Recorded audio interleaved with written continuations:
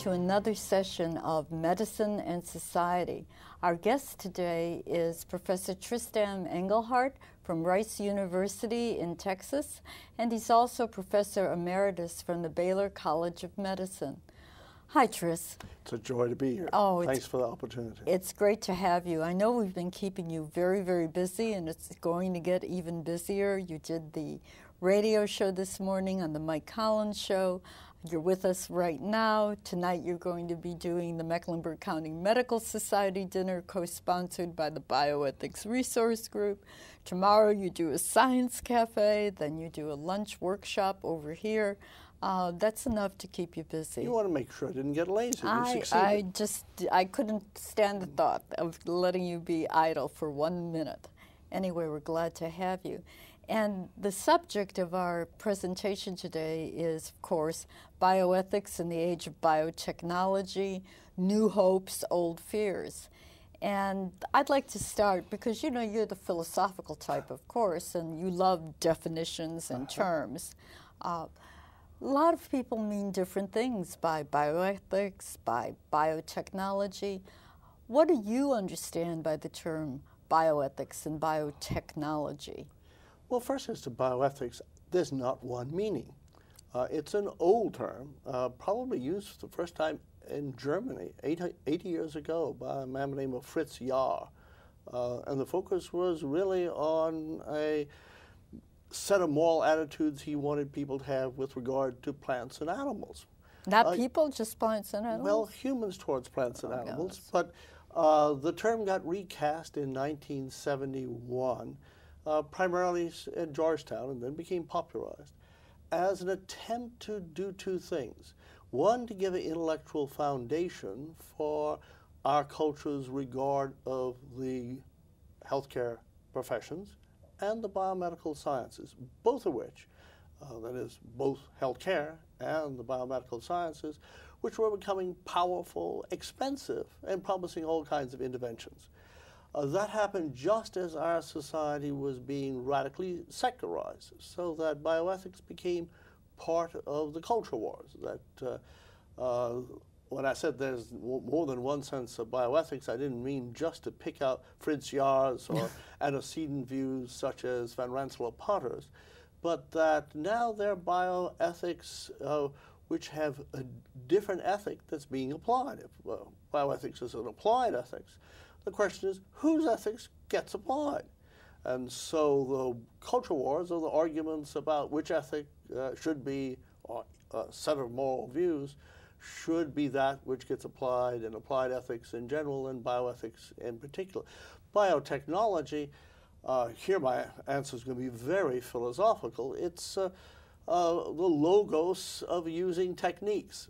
In a highly developed scientific culture, we have an understanding of how our techniques work.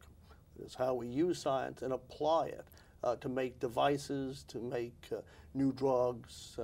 Biotechnology is where we take ideas from the biomedical sciences which are unapplied and have them go into reality and take shape.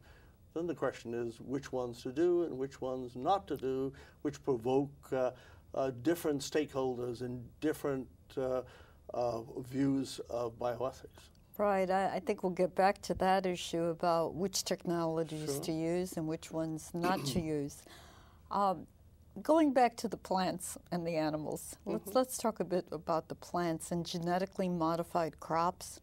When I was in Europe recently, there were many people protesting genetically modified crops for a wide variety of reasons. And I found it kind of unusual that they would protest. And why? Because I had just been reading about golden rice and about that this enhanced rice would deliver to populations in certain developing nations vitamin A in their rice staples and therefore enabled children not to go blind and all of this. And I'd also come from a presentation which involved one of our scientists here at UNC Charlotte who is developing a company called SoyMed, where soybeans were going to be enhanced for similar reasons to deliver actually vaccines to people in developing nations. So you simply eat your vaccine as opposed to going to a clinic. I thought, hey, that's neat stuff. That sounds great. But there were people protesting these crops all over Europe and so on. And so I was wondering, what is your take on genetically modified crops, and what issues do people have with them? Are these issues religious? Are they that it's going against nature? Are these moral considerations? Or is there something that's a scientific concern? Or is there something that's an economic or political concern that's going on here? Well, I think it's an intersection of all those issues. To begin with, my view is that one has, as with the zeal of the European demonstrations, a form of secular religion. There's an imminent displacement of transcendent concerns. Europe is much more secular than we are. And people, though, after having lost faith in God, often want to have at least some kind of idol for which they can invest a great deal of religious zeal. So it's a secularization of religious passion in a way that won't make as much sense to people who are traditionally religious. If one asks Orthodox Jews, Orthodox Christians, or fundamentalists, Protestants about the new biomedical technology, they don't seem to get it what the problem is. You go to a European who no longer believes in anything transcendent, they've taken a lot of those energies often and displaced them into the imminent, that is, this worldly concerns. And I think that's probably an area where it would be very illuminating to do a sociology of these shifts that took place. You don't see that phenomenon in America, which is a more traditionally religious culture, than in Europe. When any technology, one worries about risk. Right. One worries that whatever technology we create will have more benefits than risk. But that's an old and well-worn concern. There are people all over the United States who die every year from taking aspirin. It doesn't mean you shouldn't take aspirin. The risk is low if you don't have certain other problems.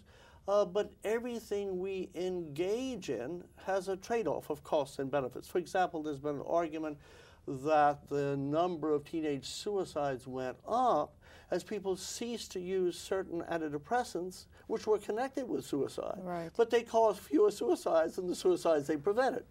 So if we're going to be wise users of our new technologies and pharmaceuticals, we shouldn't ever ask simply, does this have risk? Everything has a risk. We have to ask, does it have more risks than benefits? Now, that's a calculus that we can engage in with respect to any new technology. We need to have some sense of what risks are known to be there and how we could think about identifying risks that may not be obvious. All those are prudent things to do. There's an old medieval saying, festina lente, make haste slowly. So there may be a virtue when we're not sure of certain new innovations. Foodstuffs or whatever. Medicines of all sorts. Yeah. That's why we have rather elaborate protocols for testing, both the safety and efficacy, and then larger populations as we are able to ferret out perhaps unanticipated risks. Okay. All of that is important, but what's going on in Europe is the thought that there is something intrinsically wrong in the endeavor. So it's not just a cost-benefit analysis. Some of those who are opposed to it would be opposed, I think, even if they knew there would be more benefits than risks. Okay, on that theme then, we're just talking about plants right now, and we're talking about changing a bit of the composition of certain foods in a way, and not really that much. And you say in Europe in particular, there might be a sense that that's not natural. We shouldn't do that even if it does have benefits. All right, if we're talking about genetically modified plants, that's one thing. Well, let's move up, to genetically modified animals and to genetically modified human beings. Now, if we're in the United States and we start talking about genetically modified or enhanced human beings through various genetic interventions, which don't exist yet but might exist in the future, being made better, whatever that means, physically and or mentally and or socially through genetic modification of some time, is there, and this could be proven not to be harmful, would there be anything wrong with going ahead with that? And the connected question I'd like to ask you, some people say, well, hey, if I could enhance my children in that particular way, given that I'm enhancing them already by giving them special tutors or by getting them cosmetic surgery or by having them go to orthodontist or special kind of programs, wouldn't genetic enhancement just be another kind of enhancement? Or is it different? Well, I think you probably raised three different clusters of issues. The first will identify what's most likely to be the first domain of interventions we may be able to do.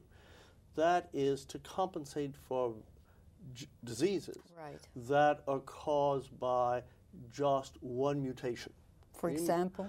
Well, retinoblastoma, which is a cancer of the eye, which gene is about a little bit over 80% penetrant. And it's fairly rare. Now we can treat the people with it. But this, if I remember correctly, the mutation rate is about 1 out of 50,000. So there are new ones growing all the time, children being born who carry this trait. It's of no good. If we could go and take it out, it would be like a special form of microsurgery. Right. And I can't imagine any of the traditional religions in the United States, Orthodox Judaism, Orthodox Christians, fundamentalists, Southern Baptists, this is just surgery to take out something that's wrong. Now, if you talk to the Europeans I mentioned, they get very disturbed if you could cut it out in the person and the person's children.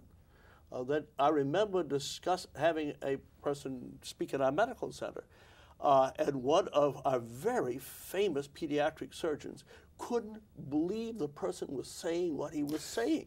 She asked, you mean if you could remove the gene for type 1 diabetes, not just from the person, but from the children, you would want to forbid it? And the person said, yes. She said, you are crazy. Now, that shows a real cultural gulf. That's what the culture war is about, people who look at things in radically different fashions. Again, traditional Judaism, Christianity, that would be a kind of very clever and wonderful microsurgery for the person who responded with a set of commitments similar to the people you spoke about who oppose genetically modified organisms. It's this cultural gulf across which people look at each other and say, that's crazy, because they come from different life worlds. The issue of distinguishing some forms, and now I'm going to the second part of your question, some forms of genetic intervention which is not clear whether it's enhancement or whether it is just taking out a problematic mistake in our genetic environment, genetic code. If one were to, there are some humans who have much less cancer than others. There are people who have much less heart disease than others. Surely there's a genetic basis for those differences. If you treated, enhanced most people so that their risk for developing a neoplasm or having cardiovascular disease was the best of the best in our species. That comes more to look as if it were enhancement, but I doubt if it has any there are any deep reasons to think that one could give a coherent argument against it. You mean like if there was a new, improved, healthier version of me? but still me. Well, I mean, being a lazy professor, my view is that the best adapted humans would be those who could spend a long time in libraries going through old books while sipping good port, and that sedentary lifestyle would be as good for me as getting more exercise. And that for some people do very well, given particular genetic endowments. So we can talk about enhancing a person's musical capacities and the rest. I would suspect that it'll be difficult for people to make coherent arguments against those kinds of both treatment. Is it treatment? Is it enhancement? Because what we're doing is moving away from a noxious state of affairs, greater proclivity to develop a neoplasm, greater proclivity to cardiovascular disease. Yet it's not just taking out one problem, it's making us better adapted to the world in which we find ourselves. Right. Then there are things that clearly would abut traditional Christian and other religious understandings, which would cause a response, not just in a secularized culture. Let's talk about, give a good example. Well, cloning, for example.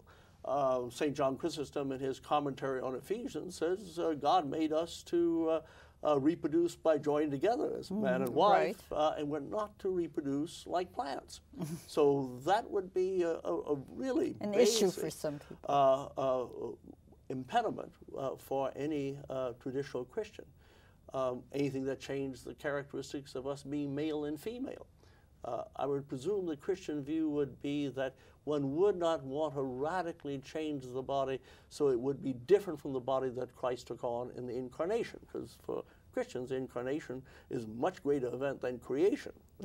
So that would be a reason some Christians That would be a reason where traditional Christians would see boundaries. I don't see any reasons for boundaries against the use of genetic engineering in the curing of diseases like retinoblastoma, and I think it'll be much more difficult really to make arguments against the more complex things, which are years ahead of giving us less of a proclivity to develop cancer and give us the capacity to sit in dusty libraries and drink good port. All right. Going along the same line, if you'd say that maybe cloning would at least get people talking. I found that it does. Then what about questions about using genetic interventions or some other kind of interventions to expand the duration of the life cycle, so that not only could you drink port there in the library in your sedentary life for 80 or 85 or 90 years, you could do it for 150 years or so. Should there be limits on how long people live, or should we basically try to achieve through medicine? You were saying medicine can become a substitute for religion, achieve something like a corporeal immortality, kind of live forever right here on earth, instead of worrying about those deeper questions about immortality and what comes after this existence and so on. I don't think medicine is ever a substitute for religion, and the reason is there's no immortality in a world full of contingency. Maybe we live much longer. But don't you think some people have these almost unrealistic?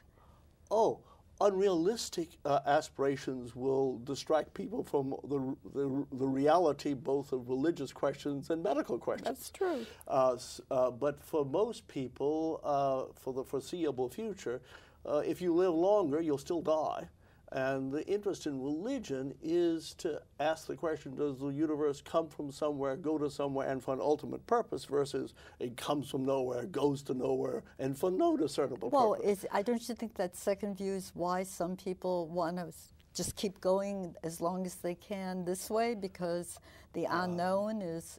I don't know. I mean, that's an empirical sociological question. And I'm not an armchair empirical sociologist.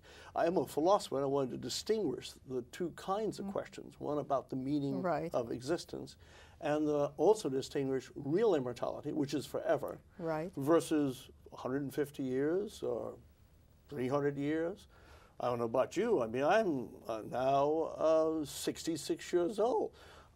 It seems like yesterday I started in the university. I'm sure if one lives to be 300, one has the same experience. There's a difference between having much longer life and immortality. And whatever changes we make are likely to be incremental. Right.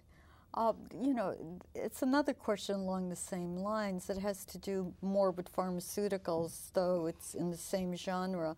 Pharmaceuticals that are developed basically to treat people's disorders they have psychologically in one way or another, to make you more calm or less depressed or happier or more social, or any of these things that seem aimed at enhancing one's personality.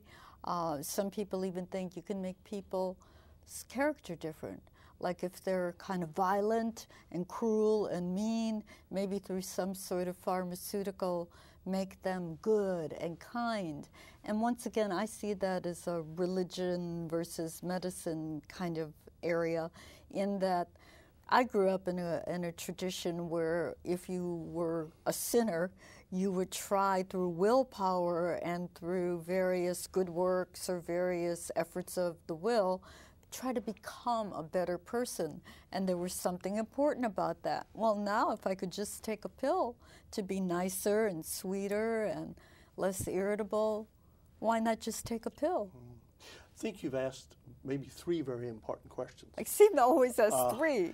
Well, that's because I probably can't keep 4 different questions in mind.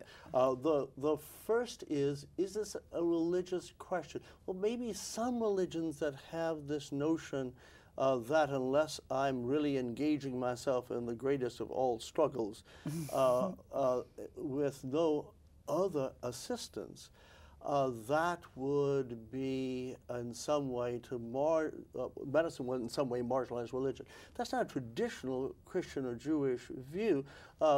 Traditional Christianity built hospitals as soon as Constantine the Great was emperor, and even St. Basil the Great in his long rules talks about the importance of medicine. So I think that it wouldn't be a problem for religions in general. People usually have the idea that even if you are somewhat calm, you can do really bad things. The people who were strikingly evil in the 20th century might have been very calm about how they did evil. So yes. The issue that it would have the impact that many envisage, I think, to be probably specious. The second thing is how important it is to have good pharmaceuticals for depression. Right. Depression is a major cause, psychotic depression, I mean, major depressions are a real risk to a person's life. So that in a year, the risk of suicide is about the risk of dying from really bad congestive heart failure. And it is like a hormonal disease, very similar to, think of the metaphor of insulin. Right. Curing diabetes, a lot of the drugs that we use now try to address serotonin and dopamine hormonal kinds of problems that underlie are getting depressed. And to have better drugs in that area would be marvelous. So I think whatever worries people have of personalities being changed, those should be focused on other areas of concerns about pharmaceuticals, not having better ones to treat major depression. The third thing is that if a person is able to control less than psychotic problems and more or less lives a more tranquil life, I'm not sure if that changes their personality, but rather enhances them through the instrument of a pharmaceutical to be the person they wanted to be. Yeah. You know, Chris, the problem is I could go on talking with you all afternoon. It's really engaging for me.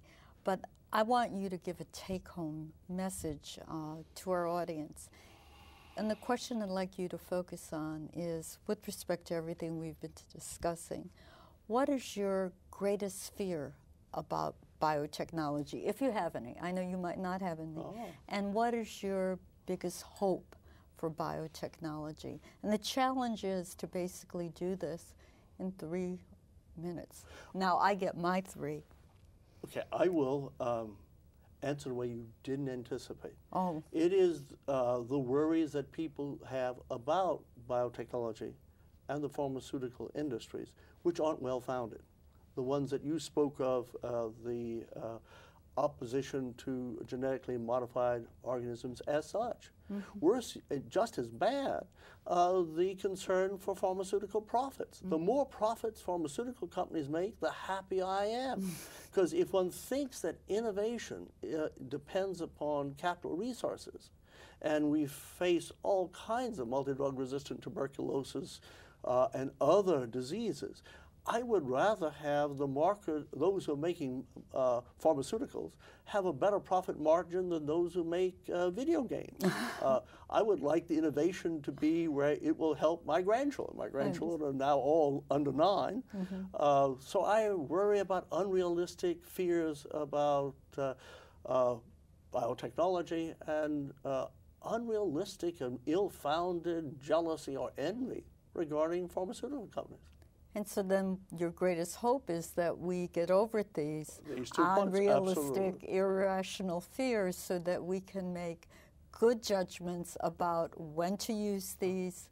That we have more innovation, Right. both in biotechnology and the pharmaceutical industries. One can't predict where the innovation will be, and when we get it, we'll have to decide how to use it. But the hope to be able to remain adapted in this world where new microbes are out to get us all the time depends on our being innovative more quickly than the microbes that are innovating ways to come after us. Just to pick one example. Well, it's then us united as human beings against the microbes, or the microbes ganging up on us, and I'm for us. I'm for us too. Tris, it's been great talking to you and great having you with us this afternoon. You're welcome here anytime in Charlotte, and we hope to see you someday over there in Texas.